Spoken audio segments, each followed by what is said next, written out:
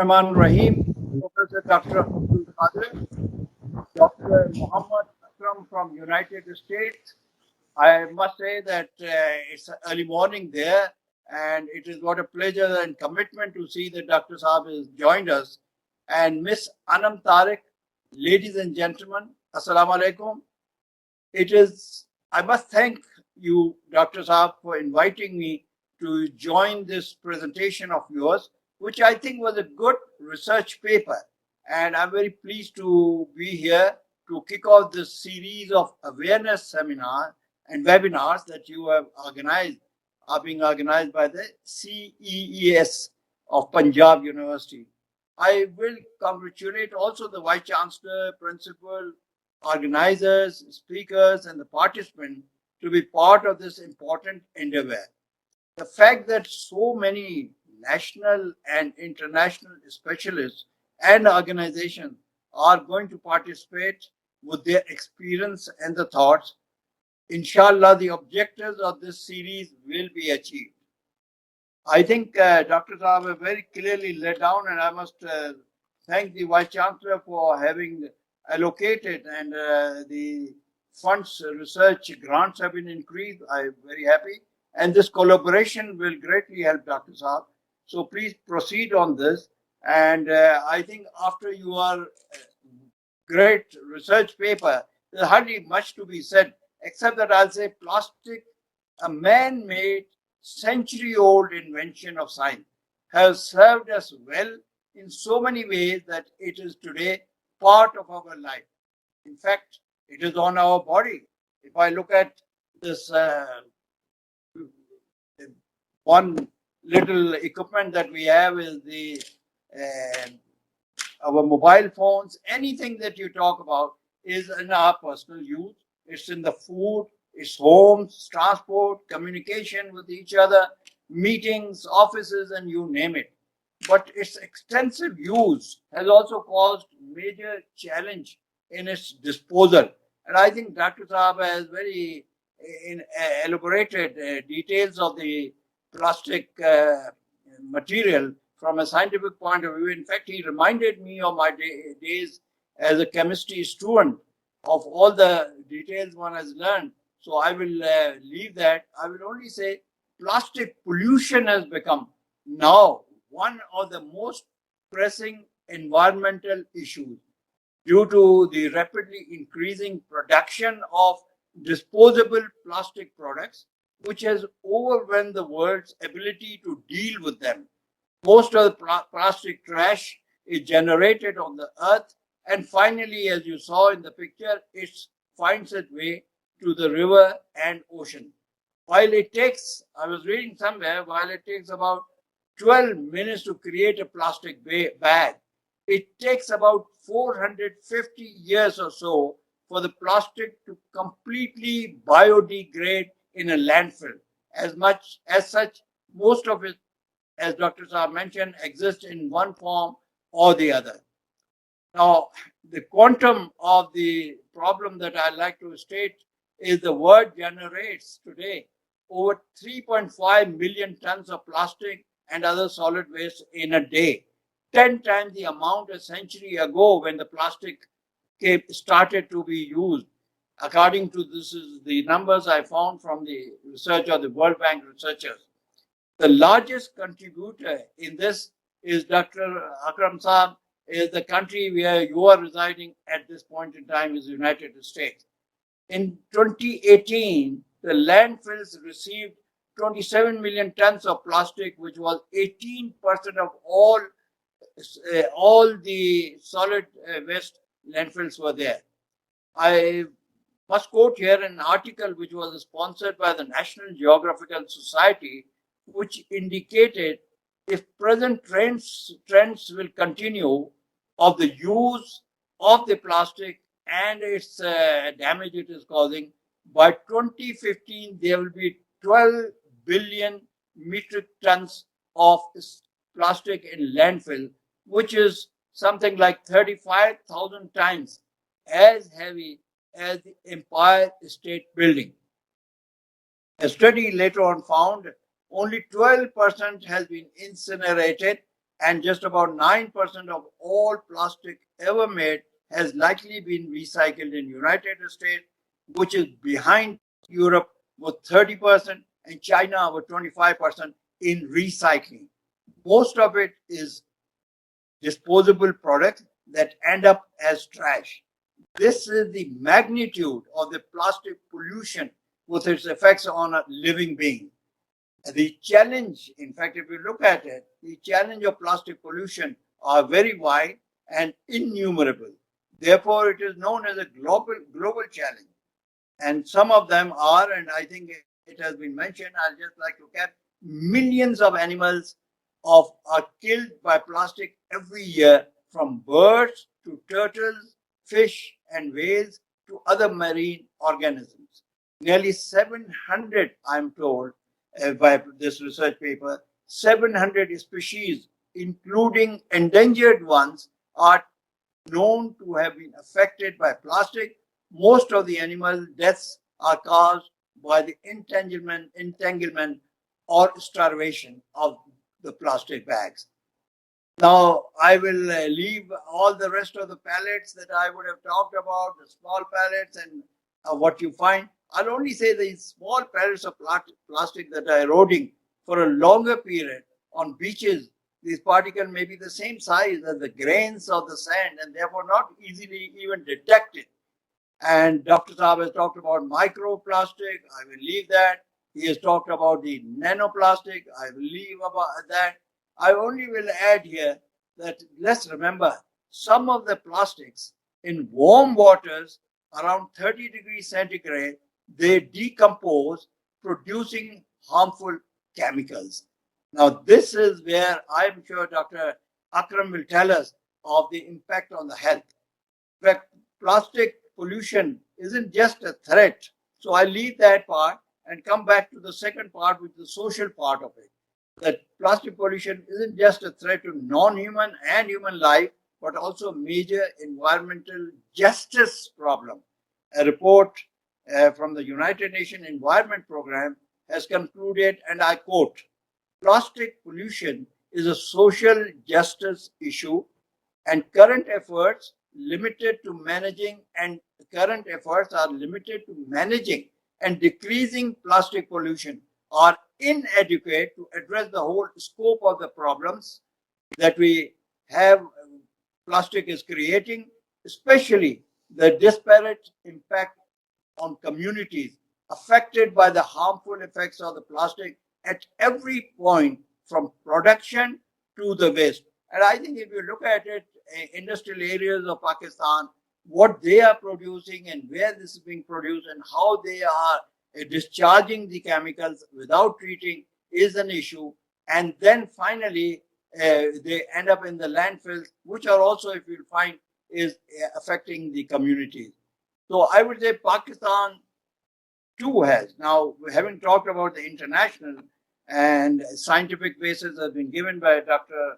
Abdul Qadir, I would go back to, start talking about the Pakistan's problem. And reportedly has I wish it is wrong, I hope it is wrong, but I have seen the report which has said Pakistan has the highest percentage of mismanaged plastics in South Asia.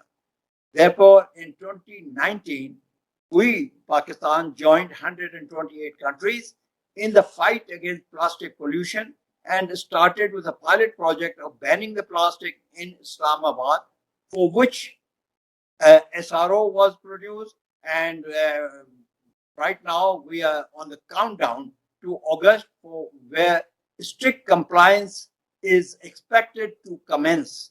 Now, I hope that this compliance will be there. This entire thing has also been done up in your own city. Lahore has been there. But I'm very concerned about the fact that where we also have stopped the use of the plastic bags and others, government has announced it in Hunza. But today, if you look at the Hunza, everybody is a tourist resort. It's a beautiful place. Everybody would like to be there. And right now they're going. And this creates a tourist rush in this season. And to me, this is a major concern, because where there is the people, they're using it. But let me assure you that I have seen Gilgit-Baltistan from a very close distance. And right now in Hunza, there's so many NGOs, in addition to the government of Gilgit-Baltistan, is working to ensure that these tourists, they comply with the rules and regulation. But the fact is, if the world has not been able to do it, I think with very small resources of Gilgit-Baltistan and of the NGOs, I still fear that the problem will be there, and therefore we need to continue to focus on it. We cannot say, yes, there has been rules, yes, there has been some enforcement, so let's be relaxed about it. No. And therefore I agree with Dr. Saab. And when you say that Pakistan should be plastic free, I think that's a very good objective, but it is not realistic. What we need to have is we need to control the plastic pollution while finding the replacement of these plastic use. And this is what Dr. Saab has alluded to in his presentation. Now, we also know that countries like Bangladesh, France, and even Rwanda has already banned the plastic bags that we are talking about right now, that we will be still enforcing. I can see that even I am here in Islamabad. I can see right in front of in the area where the Prime Minister resides, the Banigala. Come and I'll show you the heaps of one-time bags that are there. I think the charity begins at home. And I hope that we will all be starting from our homes, which is where the plastic has to be cleaned up and awareness has to be created. Therefore, Dr. Your session that you have started for creating the awareness are very important, because first is to really talk about the problem. Once you know that there is a problem, and then create the awareness. The question is, where are we creating this awareness? One is that we are creating this awareness in the university, where there is education. Of course, they know about it, and I can tell you that all the presentation will make us more aware, will frighten us also. However, the problem is enormous. Therefore, we must think of out-of-box solutions to address the plastic pollution challenges. And let us not leave it to the government, because it can't be done by the government alone.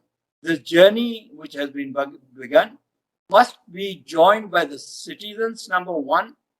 Number two, I would say the industry, and you already, academia has joined it, which includes the research also. I would say each one of us must take responsibility, since it's a matter of life, health, and our economic sustenance. I think these are the three things.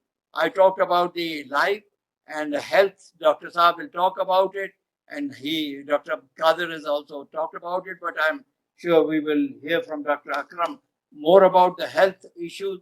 But the economic sustenance is very important. Just think about it for a moment. I will take a pause here and remind you that one is that when you are removing all of these very powerful industries, you need to bring in some other industries. You have to work together with these industries that they come in, because once they are also providing a lot of opportunities for jobs, but they have to contribute. What I think is, at the time when we are telling them and we are talking to them, I think the companies like Nestle, which are headed by a person no other than Sayyid Babar Ali, who is one of the person who has formed this WWF he was leading at one stage, and he is the person very conscious of all of these things. He has been contributing personally and all his organization. So I would say that you need to talk to these Nestle and various other companies who are part of the problem, that they should contribute more and more. And X percentage, 1% will not help. It has to be much more than that, because the issue and the problems are much bigger than what they are contributing. It will take us ages to really come out. I would say at this point, when I look at the list of the participants that are attending, and I see that there are about 40 of us here right now, and we have a vibrant youth and an emerging civil society, which has the power of social media to combat this challenge. Therefore, I would say that this is positive. And in order to, I will just was thinking, but I probably can skip. What do we, in order to meet the social responsibility of clean water and clean environment, how can we meet this? I would say, as I said, charity begins at home. Therefore, reduce our use and disposal of plastics by replacing it with metal, glass, or other material. I can tell you, I have started to do it with my family, and they are very happy to implement in their own small way. And secondly, I think it's very important that we must provide civic education extensively. I think this is where, which means that education doesn't have to be in English, in Urdu, but it has to be all around Pakistan. Just like how come KP has been successful, because some of the programs are being launched in their language. So I think let's go back and do it at the level of the people and provide them education.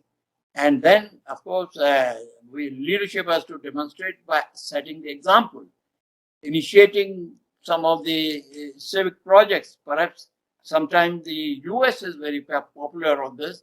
They start the neighborhood projects. And I think this is what Pakistan has been doing, youth has been doing. I see so much of things being done. But I think this needs to be brought together. And that's the only way, is completely discarding and not accepting the one-time use plastic. Now, in addition, I think we need to, of course, it's very good that the government has introduced tourism and focused on it, but with the education. As I refer to you, Hunza is a beautiful place, and tourism is going on well there, but it must be joined with the education of each other person who's coming. And in fact, when they arrive, they are given the. I would say that if we can pay a fare of Karachi to Islamabad and Karachi to Gilgit or Skardu, then I think we can pay some amount of, not few hundred, but few thousand rupees as an environmental fee. And this should be given and distributed to the organizations which are working and the provinces which are working on this. And secondly, I think there's one thought that comes in is ecotourism. And this ecotourism, the premium one is, some of you would know, is wilderness ecotourism. And I have seen Pakistan has got so many of the wilderness ecotourism. If we meet, I will share with you my own experience of visiting those places beyond the mangroves and what is behind it, what is the beautiful beaches that you can see. And there is no need to people to go and make places there, but visit there with high premium. This is where the people who have money, they should be able to go there. And the people who are not so money, they should be in areas where they should encourage visitors to show them their real life. And as you were saying, we should do away with the Nestle, fair enough, but then you need to have a drinkable water, clean water. And that is what we need to provide. Lastly, in this long list, I would say, my thoughts come, we must preserve strictly the migratory bird. Because I've seen in Haleji and many other lakes all around Pakistan, how the migratory birds, they are being killed by the polluted water in those lakes. Haleji is an example which I can say, but then there are others. People have been creating their private lakes, and the migratory birds, they go there and then they never return because they are trapped and they are not returning. And that's what law must come in, implement the law. We have lots of laws. I remember there was a report that we submitted during the Senate time, was to the Senate and then to the Prime Minister, and there were 17 recommendations. You would be surprised there was not single law that we needed to be implemented. We didn't recommend any law because you expect the lawmakers to give you the laws, but we said laws are there, let's implement them. Similarly for the migratory bird, for the extinct species, and I will also add the historic site, because the communities which cannot protect their past cannot protect their present, and not can they protect their future. I think all of this can be done, and I would say by mass communication. The school is number one is the school education from the class one must be included in syllabus through the visuals, cartoons, short film. And Dr. Qadir Sahab, I must congratulate you and your team that while we're waiting to come into this, starting the meeting at 11, and which congratulations, you started well in time. And before that, some of the videos was shown, and you told me, you confirmed to me that your students have done it. I must congratulate them. It's a quality one, but there are some misses which they need to work with a professional to make it far more effective. So this is about the education part, because what you were showing was education to each one of us. Secondly, I think messaging through the mobiles. Mobile may be plastic, but then use it for the messages that could be sent to people. I think there are various other media campaigns. I would say that we normally go for the advertisements. I think we must replace the advertisement with a media campaign. And in this entire thing, we must engage communication professionals as team members and partners, because as you go along with the various universities, you may like to have the industries to be partner with you, NGOs to be partner with you, and at the same time, communication professional companies and individuals, they should be partner, because that is the way the programs will be more effective. At the end, in closing, I'll say we need to give sacrifice. And that sacrifice was Dr. Abdul Qadir was asking. And the current way of life, even the quality of life, will have to be abandoned. And I am reminded of somebody who said once, जन्नत में अगर जाना है तो पहले मरना होगा, फिर जा सकते हैं आप जन्नत में.